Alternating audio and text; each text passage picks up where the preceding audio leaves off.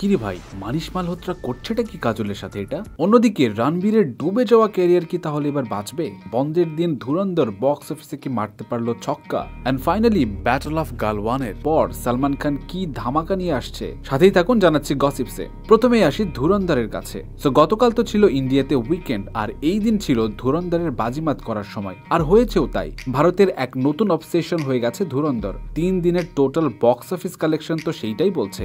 গতকাল এই মুভির ওয়ার্ল্ড ওয়াইড কালেকশন ছিল 65 কোটি রুপি। পরিচালক আদিত্য ধরের 250 কোটি রুপির বিশাল বাজেটের এই মুভি অলরেডি গত 3 দিন ধরে প্রায় 160 কোটিরও বেশি রুপি আয় করেছে, যেখানে শুধুমাত্র ইন্ডিয়া থেকে 125 কোটিরও বেশি আয় করেছে ধুরন্ধর, এবং ওভারসিজ মার্কেটে 34 কোটিরও বেশি আয় করেছে এই মুভিটি। ব্যাক টু ব্যাক ফ্লপ মুভিতে রণবীর কি তাহলে এ যাত্রায় পার পেয়ে গেল? কারণ এই মুভিতে রণবীরের পারফরমেন্স নিয়ে ডাউট থাকলেও বক্স অফিস কিন্তু অন্য ইঙ্গিত দিচ্ছে। তো দেখা যাক সামনে আরো কি কি অপেক্ষা করছে। তবে রণবীর এই সিনেমার হিরো থাকলেও প্রশংসায় ভাসছে কিন্তু অক্ষয় খান্না। তার দুর্দান্ত পারফরমেন্স মন কেড়েছে দর্শকদের। আর অন্যদিকে সালমান খানের ব্যাটল অফ গালওয়ানের শুটিং তো অবশেষে শেষ করেছে, এবং এখন তারই সেটের একটা ছবি নেট দুনিয়ায় হলো ভাইরাল, যেখানে সেলফিতে সালমান খান এবং সিনেমার নায়িকা চিত্রাঙ্গদা সিংকে আর্মির পোশাকে দেখা গেছে। জানা যায় 2026-এর মাঝামাঝিতে এই সিনেমা আসবে বড় পর্দায়। কিন্তু এর থেকেও বড় খবর হলো এই যে সালমান খান কিক 2 নিয়ে শীঘ্রই পর্দায় ফিরছে।